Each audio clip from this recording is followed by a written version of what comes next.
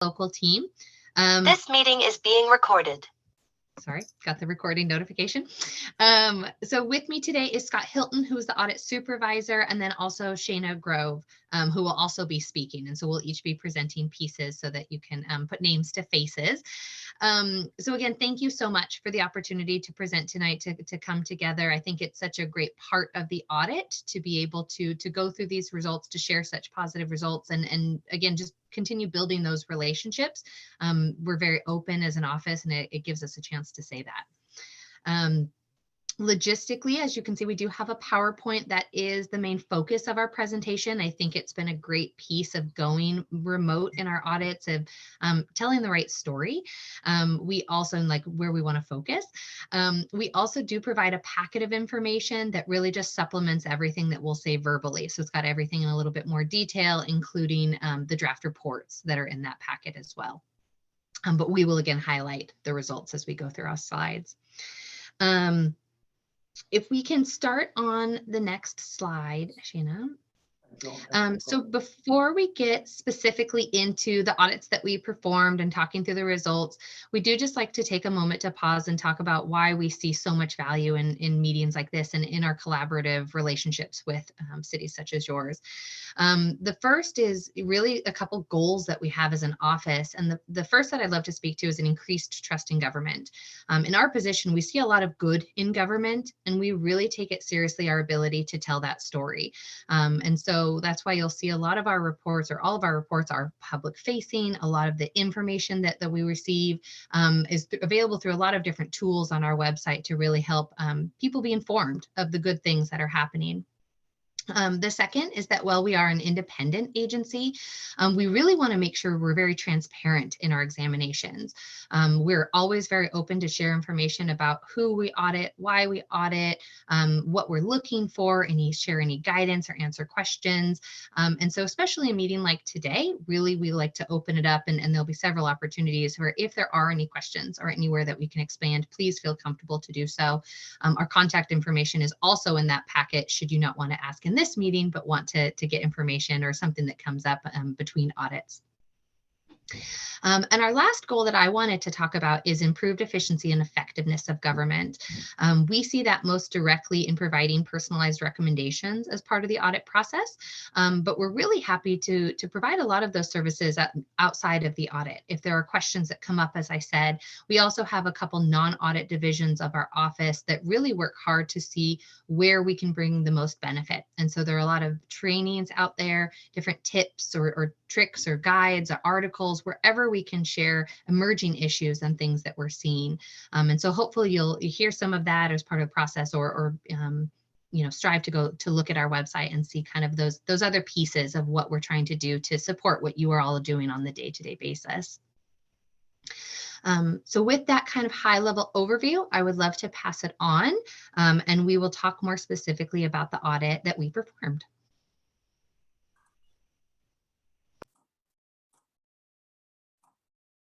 Yeah, we just wanted to start with a thank you to the city. Not only did you work with us to complete this audit remotely again due to the pandemic, but also while experiencing the actual effects of COVID with your own staff being out sick.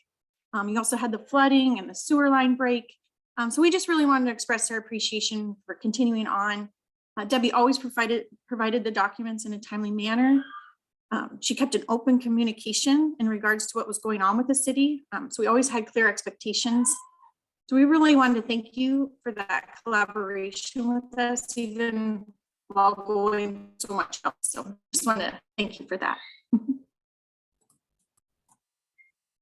So here we have the financial audit results. We completed a financial audit for fiscal year 2020. And these results can be found on pages 8 through 11 if you're following along in that packet. And there are kind of two pieces to the financial statement audit. The first one, we issue an opinion in accordance with regulatory cash basis accounting governed by the BAR's manual. And so we're pleased to report an unmodified opinion. It's the opinion you want. It's the best you can receive. It provides assurance that your financial statements are stated fairly and are materially correct. And that second piece is we also issue a separate report over the preparation of the financial statements, or the internal controls and compliance of financial reporting. We don't issue an opinion on the effectiveness of the controls, but if any material weakness or significant deficiencies were identified, we would communicate those in this report. But as you can see, we noted no significant deficiencies in internal controls, and nothing to be considered a material weakness, and no instance of non-compliance that were material. In this next slide, some required communication, just noting that uncorrected misstatements have been provided for review, and no material misstatements were corrected by management during the audit. So any questions on the audit results, the financial statement audit results?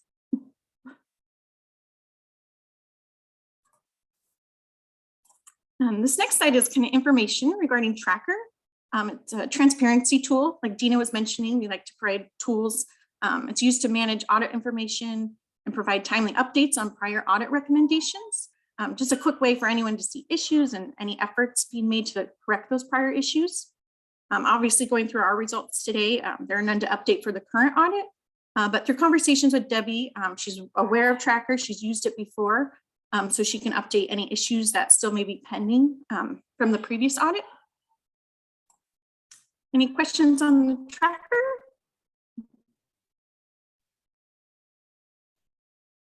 I'll pass it to Scott for some concluding items. All right, well, thank you. So the report, like Dina mentioned at the beginning, is a draft report. And so we will be publishing those on our website. And what you see is what will be published, just won't have that watermark of the draft there. We like to present them to you ahead of when we publish them, so you are aware of what is going to be published and what's going to be available to the public. And then also you have the option, I know some of you are newer to the council, I believe, and you have the option to sign up for notifications of audit reports. Now you're aware of this one coming out, but you could potentially sign up for any with other cities or local cities or other port districts or anything like that that you want to sign up for. You can use that link that is also laid out in your handout as well, if you don't have time to write it down right now. And then also we do take your opinions very seriously too, and we want to provide the best possible service that we can.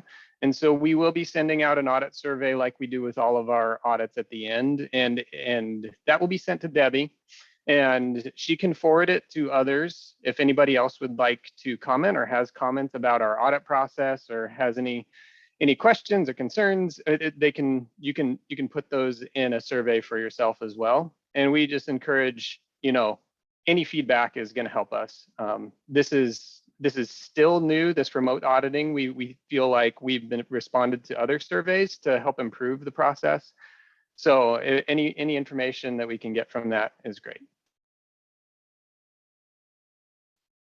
And then as I move on to some closing remarks, is that good news is that the audit costs that we quoted at the beginning of our audit, we will come in alignment with those and won't have any excess costs are not anticipated. So that's good news. And then the next audit is planned to be performed later this year. That one it's a bigger audit. So we do accountability for public resources audits every 2 years for the city of Sedro-Woolley. And we do the financial statement audit annually. So this year, like both Shana and Dina mentioned, we just did a financial statement audit, but next year we review accountability for public resources. And we can provide additional information about what those are, especially for people who are newer. If you have questions, does anybody have questions about what that is or how that will come? Okay. Yeah, it just has a different focus and focuses on compliance and processes and things like payroll, accounts payable. It is sort of a lot more of the day-to-day type stuff in those.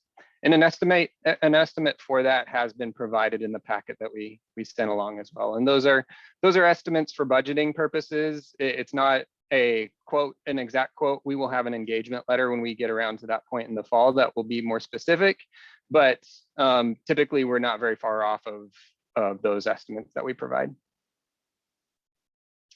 And that's all I have. Are there any questions? Concerns? Madam Mayor, I have a question, Councilman McGoffin. Go ahead, Brendan. Thank you.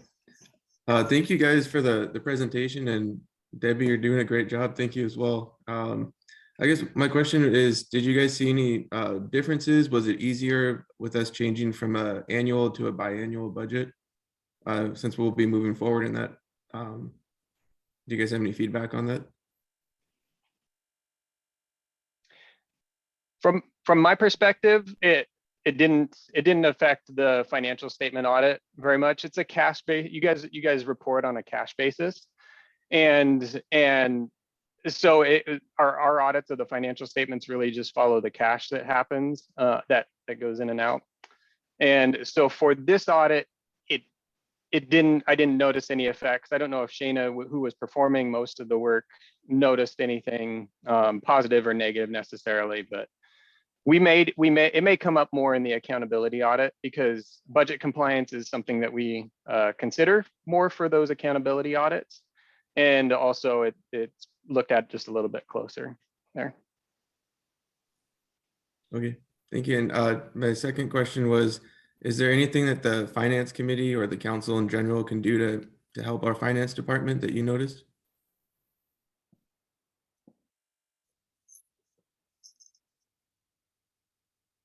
These are good questions. I don't know that we have answers. No, I don't think that there was anything direct. I think even just your involvement in this process, in review of controls and things like that. But we had no recommendations regarding finance committee involvement or segregation of duties, oversight, anything like that. If anything's different, I'll make sure that the team has a chance to say, but nothing directly to your question.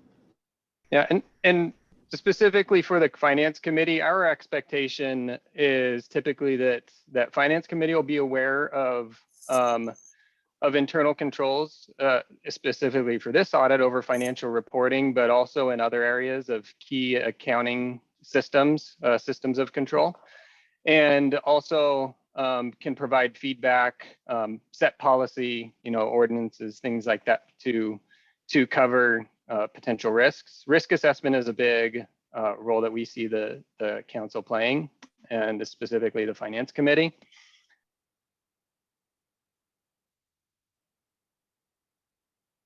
Yeah, as always, more communication is always better. So, and questions are always good from our perspective. I don't know if Debbie wants to hear that, but we know there has been turnover. Like Debbie said, this is her first time around with Sedro-Woolley. And so when there are changes, we think those are the times to take a closer look at the systems in place and the controls in place. One area of concern across the state and across the globe really is cybersecurity. And sometimes people don't know the right questions to ask in that area. And that would be an area of focus we would see across all of our entity types, cities, counties, ports, whoever, but it's a risk even for smaller cities like yourselves. So we have resources on our website. Yeah, go ahead. Oh, yeah. And if I might share that I might speak to, I've shared with Shannon that we are introducing a whole lot of new planning those processes, and those will be something that will make the finance committee aware of, but also those processes will be very much looked into in the accountability audit during the 2022 portion. So just kind of let you know that that is something that the auditors always review when new ways of doing things are implemented.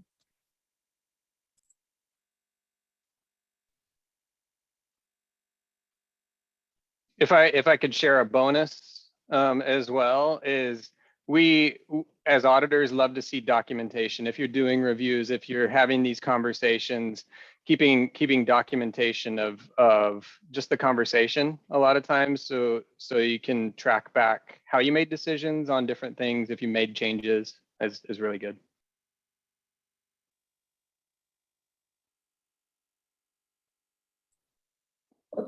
I don't necessarily have a question. I just want to make a comment, and that's greatly appreciate the feedback and any direction that you can give us as far as being better aware of how to maintain good audits and stay in good standing really with all laws and regulations. So thank you so much for taking the time, Dina and Scott and Shanna, for being here this evening. And also I want to commend Debbie and her staff. They are a great team. They're very transparent, they're very diligent, and they're very conscientious about the work they do.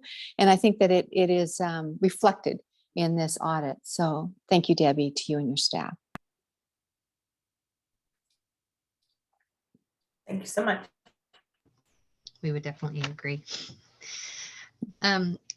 So if you're okay, I think we're Well, good. there aren't any. Okay.